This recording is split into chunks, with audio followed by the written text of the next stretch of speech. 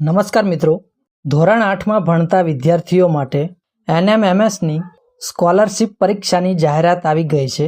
આ એ પરીક્ષા છે જે આપ્યા બાદ મેરિટમાં આવનાર વિદ્યાર્થીને ધોરણ 9થી ધોરણ 12 સુધી દર વર્ષે ₹12,000 સ્કોલરશિપ આપવામાં આવે છે।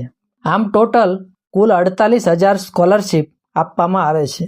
ભણવામાં હોશિયાર વિદ્યાર્થી ધોરણ 9થી 12 સુધી અભ્યાસ સારી રીતે કરી શકે અને આર્થિક પરિસ્થિતિના કારણે અભ્યાસ છોડવો ન પડે તેના માટે કેન્દ્ર સરકાર દ્વારા આ સ્કોલરશિપ આપવામાં આવે છે। NMMS એટલે કે નેશનલ મીન્સ કમ મેરિટ સ્કોલરશિપ સ્કીમ રાજ્ય પરીક્ષા બોર્ડ ગાંધીનગર દ્વારા આ પરીક્ષાનું આયોજન કરવામાં આવે છે। મેરિટમાં આવનાર વિદ્યાર્થીને દર મહિને ₹1,000 લેખે વાર્ષિક ₹12,000 આપવામાં આવે છે। આ રીતે 4 વર્ષ સુધી સ્કોલરશિપ તેમના બેંક એકાઉન્ટમાં આપવામાં આવે છે। તો ચાલો વિડીયોમાં જોઈએ આ પરીક્ષાની લાયકાત શું છે અને પરીક્ષા ક્યારે લેવાશે। તમામ માહિતી આ વિડીયોમાં આપણે જોઈએ।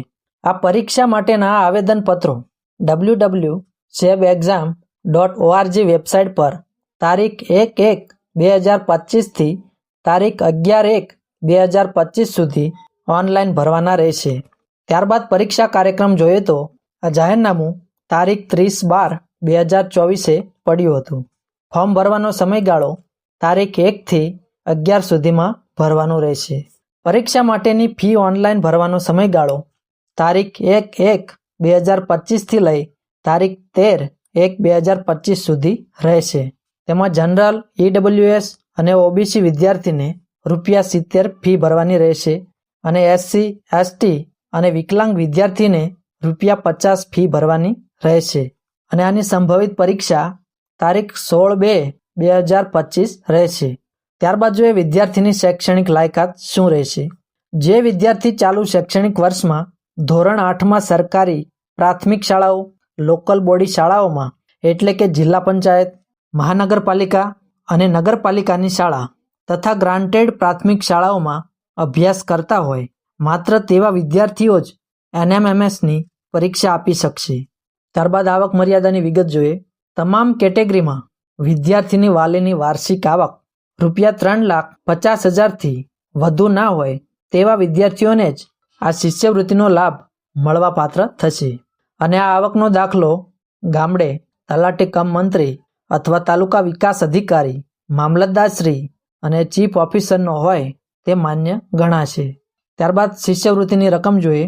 પરીક્ષા બાદ જિલ્લાવાર, કેટેગરીવાર નિયત ક્વોટામાં રાજ્યના કુલ 5,097 વિદ્યાર્થીઓ મેરિટમાં લેવામાં આવશે અને અગાઉ જણાવ્યા મુજબ સ્કોલરશિપ આપવામાં આવશે।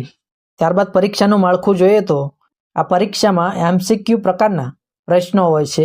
કુલ 180 પ્રશ્નો હોય છે અને 180 મિનિટનો ટાઈમ હોય છે, એટલે કે કુલ 3 કલાકનો સમય મળશે। આ પરીક્ષામાં નેગેટિવ માર્ક નથી, એટલે ખોટા માર્ક ટીક કરવા પર ગુણ માઇનસ થશે નહીં। આ પ્રશ્નપત્રમાં 2 વિભાગ હશે। એક MAT એટલે કે બૌદ્ધિક યોગ્યતા કસોટી, જેના 90 પ્રશ્ન હશે। ત્યારબાદ બીજા વિભાગમાં SAT એટલે કે શૈક્ષણિક યોગ્યતા કસોટી, તેમાં પણ 90 પ્રશ્ન લેવામાં આવશે, જેમાં વિભાગ 1માં શાબ્દિક, અશાબ્દિક, તાર્કિક ગણતરીના પ્રશ્નો હશે અને વિભાગ 2માં ધોરણ 7 અને ધોરણ 8ના ગણિત, વિજ્ઞાન અને સામાજિક વિજ્ઞાનમાંથી પ્રશ્ન પૂછાશે। ધોરણ 8નો પ્રથમ સત્રનો જ સિલેબસ પરીક્ષામાં આવશે। તો મિત્રો, ધોરણ 8માં ભણતા વિદ્યાર્થીઓએ અચૂકથી આ ફોર્મ ભરી દેવું અને જો વિડીયો સારો લાગ્યો હોય તો વિડીયોને લાઇક કરી ચેનલને સબસ્ક્રાઈબ કરો। ધન્યવાદ।